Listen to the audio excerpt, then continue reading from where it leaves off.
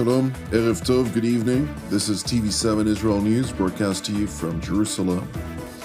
German Chancellor Friedrich Merz visits Israel, during the course of which he emphasizes Berlin's unwavering support for Israel's right to self-defense. Israeli Prime Minister Benjamin Netanyahu re-stresses Jerusalem's objection to Palestinian statehood. Egyptian Foreign Minister Badr Abdelati says that Cairo wants the International Stabilization Force in Gaza to gain a peacekeeping mandate rather than enforce Hamas's disarmament. German Chancellor Friedrich Merz concluded a two-leg trip to the Middle East, during the course of which he traveled to both the Hashemite Kingdom of Jordan and the State of Israel. During the first part of his trip, Chancellor Merz arrived in the Jordanian capital Amman, where he held a meeting with Jordan's monarch, King Abdullah II, who is married to a Palestinian woman and whose plight for Palestinian statehood within the 1967 lines is regarded as a top national security priority for his kingdom. Vor meinem Besuch in Israel haben auch die Beziehungen zwischen Israelis und Palästinensern eine wichtige Rolle im Gespräch mit König Abdullah gespielt. Wir teilen die Erleichterung, dass sich der Waffenstillstand in Gaza seit nunmehr 2 Monaten stabilisiert. Nun muss aber auch der Einstieg in die zweite Phase gelingen. Dazu gehört, dass wir dem Terror der Hamas endgültig die Grundlage entziehen. Von Gaza darf nie wieder eine Gefahr für Israel ausgehen.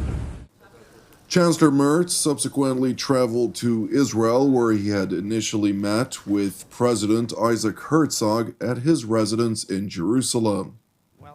You're coming here just following the very unique, important, and historic Security Council resolution, which calls for the day after in Gaza and in the region, which was led and crafted by President Trump and his team.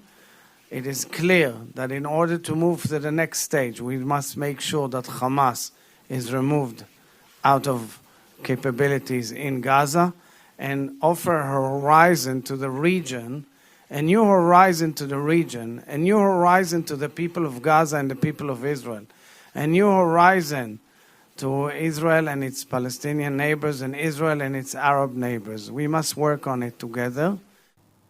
Chancellor Friedrich Merz seized the opportunity to emphasize his hope to see the Islamist Hamas disarmed, which is expected to be implemented in the next phase of President Trump's 20-point plan. With that being said, regardless of prospects for peace, Chancellor Merz stressed that Israel has the right to defend itself. Wir hoffen nun, dass dieser Friedensprozess in die nächste Phase eintreten kann und insbesondere, dass es gelingt, die Hamas zu entwaffnen. Denn dieser Krieg geht ausschließlich von der Hamas aus. Und wenn die Hamas ihre Waffen niederlegt, ist dieser Krieg beendet. Dann gibt es eine Zukunft für die Region, gibt es eine Zukunft auch für Gaza. Nun haben wir gesehen, dass das Vorgehen der israelischen Armee im Gaza uns vor einige Dilemmata gestellt hat. Wir haben darauf reagiert. Wir haben aber auch gesehen, dass wir bis heute im Grundsatz keinerlei Differenzen haben. Israel hat das Recht, sich selbst zu verteidigen, und das wird auch so bleiben, denn nur so lässt sich das Existenzrecht Israels sichern. Wir stehen zu diesem Existenzrecht Israels und wir werden Israel dabei immer unterstützen. Chancellor Merz subsequently met with Israeli Prime Minister Benjamin Netanyahu, during the course of which he re-emphasized Berlin's determined support for Jerusalem, while further underscoring the prerequisite for peace to prevail in the Gaza Strip. Vor allem werden wir uns weiter diplomatisch engagieren, damit der Frieden kommt. Dabei steht fest, es kann in Gaza keine Rolle für die Hamas geben. Von Gaza darf eben keine Gefahr für Israel mehr ausgehen. Wir dürfen jetzt nicht zu kurz springen und denken. Nach den Traumata des Krieges, die Israelis wie Palästinenser durchlitten haben, müssen wir das Fundament einer neuen Ordnung hier in der Region legen. Einer neuen Ordnung, in der Israelis, Palästinenser und arabische Nachbarn dauerhaft in Frieden, Freiheit, Sicherheit und Würde leben können. Prime Minister Benjamin Netanyahu, for his part, highlighted efforts to realize President Donald Trump's 20-point plan, which demand Hamas's disarmament, a commitment the Palestinian terror group prescribed to. I think simultaneous with the advance to the second stage, I think it's important to make sure that Hamas complies, not only with the ceasefire, but also with their commitment, which they undertook, to disarm and have Gaza demilitarized. That's not something that is not part of something that they committed to. They committed to it. And so I think we'll be having very important conversations at the end of the month on how to ensure that this second stage is achieved. We're about to finish the first stage. We're there, almost. But we have to make sure that we achieve the same results in the second stage, and that's something I look forward to discussing with President Trump. Prime Minister Netanyahu further addressed the question of the internationally aspired two-state solution. On the question of two states, now we have a different point of view, obviously, because the purpose of a Palestinian state is to destroy the one and only Jewish state. They already had a state in Gaza, a de facto state, and it was used to try to destroy the one and only Jewish state.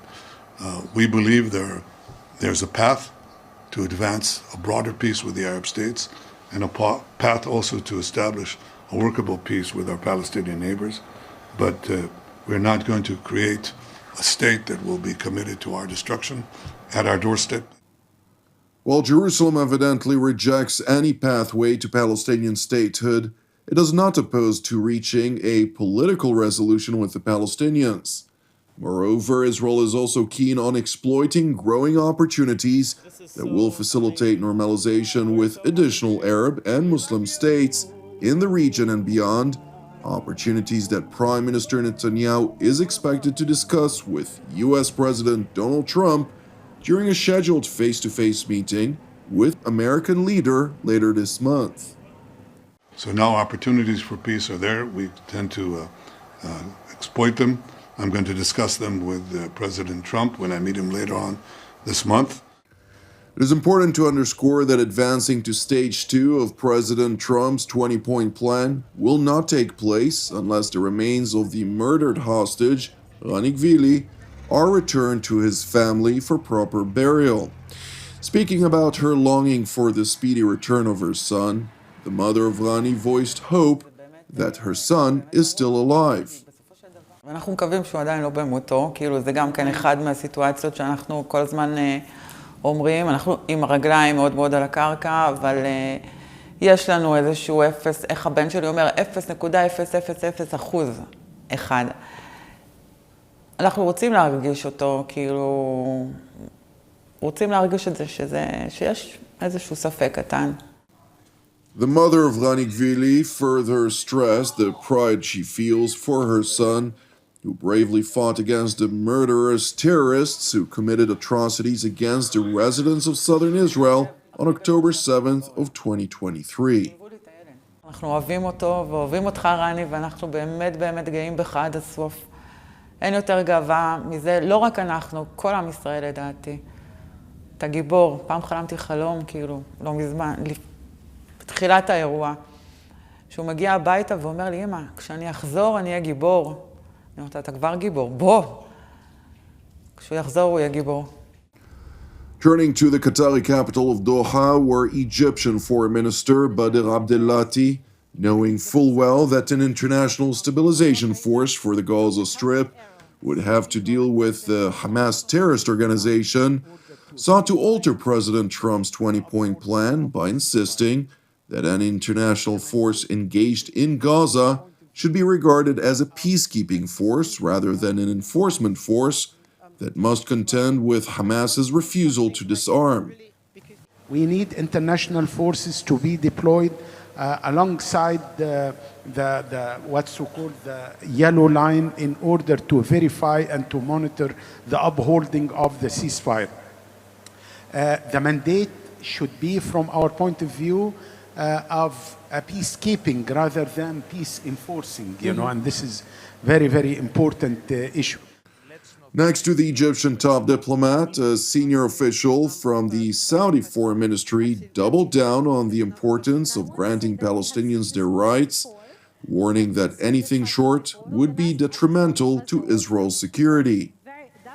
Yeah. And I want to say that we have seen this movie before. We have seen this cycle before. Although the last episode in Gaza was very devastating and maybe the most devastating, but we have arrived at this stage before where there is a war in Gaza, then there is an engagement by the international community, then there is a search for humanitarian assistance, and then political fatigue, and then we forget about it, but only that we could see another more violent cycle of violence erupt. And the idea which is central to this, if we do not ensure the security and the political aspiration of Palestinians being fulfilled, then there is no security for anyone, including Israel and including the rest of the region, but also the world at large. Thank you for watching TV7 Israel News. I would like to also thank you if you are a supporter of TV7 Israel, since your donation is essential in helping us produce our daily news updates from here in Jerusalem. If you haven't yet supported TV7 Israel, which is exclusively donation-based, please consider doing so. You can do so via our website at www.tv7israelnews.com. Separately, as ever, please pray for our brothers and sisters facing persecution globally, along with prayers for the peace of Jerusalem and redemption of Israel. Jonathan Hessen wishing you a Shavua Mevorach, and God willing, until our next update, Shalom from Jerusalem.